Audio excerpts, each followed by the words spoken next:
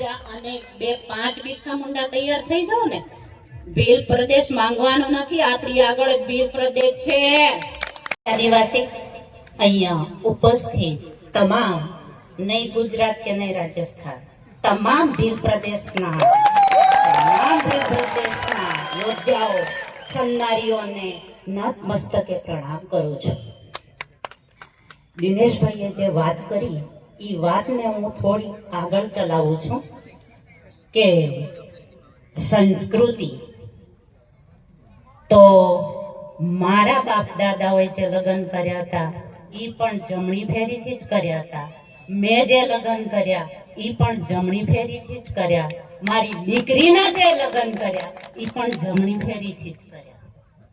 બીજું એ કે આપણી સંસ્કૃતિમાં લગ્ન વિધિમાં આદિવાસીના રીત રિવાજ મુજબ આપણે ભાભીઓને મહત્વ હોય છે.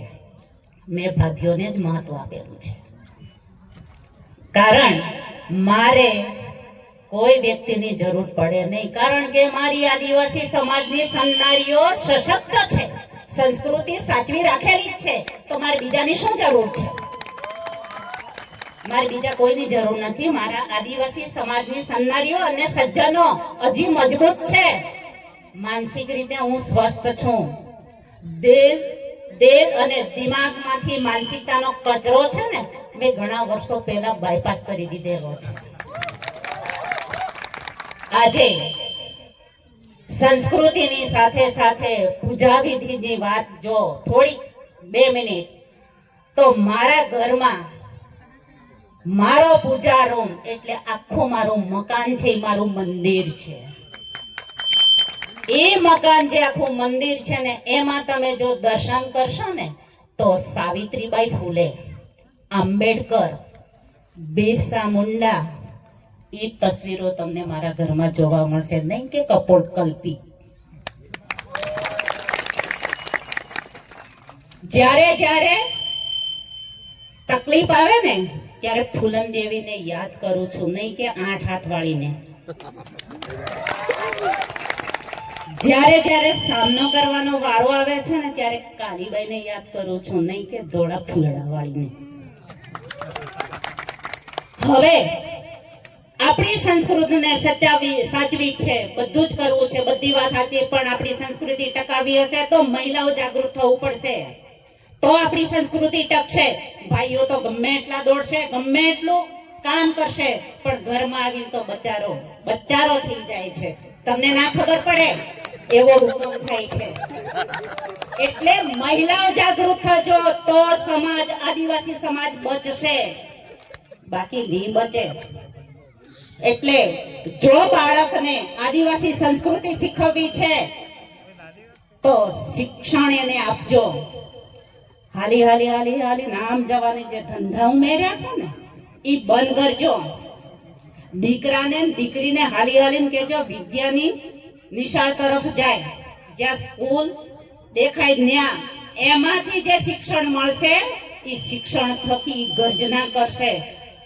આમ કરવાથી કશું ના વળે, ક્યાંય નહીં વળે. એટલે શિક્ષણમાં જેટલી તમે કાળજી રાખશો તમારા સંતાનોનું, એટલું તમારું સંતાન છે ને એ 10 ડગલા આગળ જશે. 10 ડગલા આગળ જઈને સિંહણ અને સિંહ બનશે, નહીં કે આમ કરીને પગે લાગીને પાછું આવે. તમારા દીકરા દીકરીને તમે કેવા ઈચ્છો છો? માયકાંગલા બનાવવા માટે ઈચ્છો છો કે સિંહણની જેમ ગર્જના કરતું? તો ગર્જના વાળું કરવું હોય ને તો એને શિક્ષણ આપવું પડશે. શિક્ષણની સાથે સાથે સારી સભ્યતાની, સારી સંસ્કૃતિની વાતો પણ આપણા સમાજની જે કોઈ હોય એ કહેવી પડશે. આપણી આ સંસ્કૃતિ છે, આપણી આ રીત, આ રિવાજો છે, તો આપણામાં સંસ્કૃતિ રહેશે. બાકી ભાઈએ કીધું એમ કે અમે તો આમ છીએ ને ખોવાઈ જઈએ. એટલે જો આદિવાસી સમાજને બચાવવો હોય તો બહેનોએ 90% બહેનોએ જાગવું પડશે. 10% ભાઈઓ જાગશે ને તો ચાલશે. કારણ કે 90% બહેનો એટલા માટે કહું છું કે તમારું સંતાન 19 કલાક તમારી આગળ હોય છે, 5 કલાક નિશાળે હોય છે. એટલે માતાનું જે લાગણી હોય છે, જે પ્રેમ હોય છે, માતાની આગળ જે શિક્ષણ હોય છે ને ઈ બાળકને મળે છે. પણ ઘણી માતાઓ તો ના ના મંદિરે જવાનું છે, પૂજા કરવાની છે, લોકડું કરવાનું છે, એટલે ઈ કરવાથી કશું ના મળે. ઈ કરવાથી કઈ ના મળે. ભણશો, નિયમિત નિશાળે જાશો તો કઈક સર્ટી મળશે, અને મહેનત કરશો ખેતરમાં તો અનાજ મળશે. ટાઈમે દૂધ દોશો તો દૂધ લઈને ડેરીએ જાશો તો પગાર મળશે. બાકી હાલી હાલી હાલી હાલી જ્યાં જાઓ, આ બાજુ ગયા, પેલી બાજુ ગયા, આ બાજુથી ગયા, ત્યાંથી લાવી લાવી આમ આમ આમ આમ કોઈ નહીં વળે. મહેનત કરશો તો જ મળશે. બરાબર? એટલે શિક્ષણ પ્રત્યે જાગૃત મહિલાઓ થાજો. ભાઈઓ તો જાગૃત છે જ, પણ બેનો મારો અવાજ જ્યાં જ્યાં પહોંચે ત્યાં પહોંચાડજો. મહત્વ ક્યાં આપવાનું છે? શિક્ષણમાં, નહીં કે અંધશ્રદ્ધામાં. આપણે પાછા અંધશ્રદ્ધામાં બહુ માનીએ, એમાંથી મળે કઈ નહીં, ભાઈઓ ખોવાઈ જાય. અંધશ્રદ્ધામાં માનીએ તો ભાઈઓ ખોવાઈ જાય. બહેનોને કે ભાઈઓને કોઈને ફાયદો થતો નથી ફાયદો થતો. એમાં આપણે વધારે રસ રાખીએ છીએ, અને જ્યાં ફાયદો થાય છે ને ત્યાં આપણે કોઈ ધ્યાન નથી આપતું. આપણે બીજામાં જ પરોવાયેલા હોઈએ છીએ.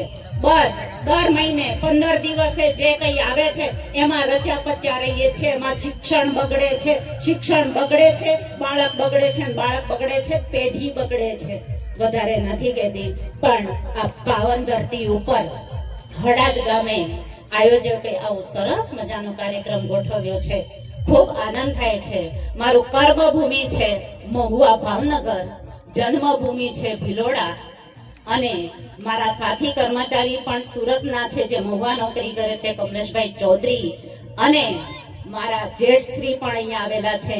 પણ સાવ સાચી વાત કરી દઉં, આ એરિયાના એક બીજા જો બિરસા મુંડા હોય ને તો જગદીશભાઈ તરાળ સાહેબ છે. જગદીશભાઈ તરાળ સાહેબ, તમે ઊભા થાઓ 2 મિનિટ અહીંયા સ્ટેજ ઉપર આવો. કારણ કે દિન રાત ફક્ત સમાજની સમાજ થકી આ બિરસા મુંડા છે આ એરિયાના. આવા બીજા અનેક 2-5 બિરસા મુંડા તૈયાર થઈ જાવ ને, ભીલ પ્રદેશ માંગવાનો નથી, આપણી આગળ જ ભીલ પ્રદેશ છે. આપણે કહેવાનું અત્યારે અડધો ભીલ પ્રદેશ હું ફરીને આવેલી છું. આપણા ભીલ પ્રદેશમાં મેઘરજના કાર્યક્રમ પૂરો કરીને અહીંયા આવ્યા, એટલે થોડું મોડું થયું. અને ત્યાંથી મહુવાથી નીકળ્યા રાત્રે 1 વાગે આવ્યા. સવારમાં ઉઠીને ત્યાં ગયા, ત્યાંથી સીધા હજી પેટમાં અનાજ નથી નાખ્યું. શું કામ? સમાજ માટે આ બધું કરીએ છીએ. અમને અહીંયા લોહીની અંદર આદિવાસી સર્ટીની સ્મેલ છે, અને આ તમારા બધાના લીધે મને સર્ટી મળેલું છે ને સર્ટીના લીધે આજે ફોરેફની જિંદગી જીવું છું. એનો મતલબ એવો નથી કે આદિવાસીઓને ભૂલી જઈએ. ના રે ના, આદિવાસીની સુગંધ તો મારા હૃદય છે. નમન છે મારા આદિવાસી સમાજને. એટલે દિવસની રજા મૂકીને પણ મારા આદિવાસી સમાજની વચ્ચે જાવું એ મારી એક નૈતિક ફરજ છે, અને એના થકી હું ત્યાં જયેલી છું. તો એ સમાજને મારે આગળ લાવવા માટે 2 શબ્દ કહેવા પડે તો હું કહેવા માટે આવી છું. પહેલા મારે પાલન કરવું પડે, પછી મારે તમને કહેવાય. એટલે સંસ્કૃતિમાં તો હું એકો છું હો. સંસ્કૃતિમાં તો હું એકો છું. કોઈના બાપની તાકાત નહીં. કોઈ મને એમ ના કહી શકે કે બેન તું આદિવાસી નથી. એમ જ્યાં રહીએ છે ને ત્યાં તો આદિવાસીની કથાઓ કરું છું, દુકાને. અને ત્યાં મારા મકાન ઉપર મેં જોહાર નામ લખાવેલું છે. લગભગ શક્તિ તો આ બધા ક્રાંતિકારીઓ આગળથી જ મેં લીધેલી છે. કોઈ હાથ કે 8 હાથ વાળા મને કોઈ શક્તિ નથી આપી. જય જોહાર, જય આદિવાસી, જય ભીલ પ્રદેશ.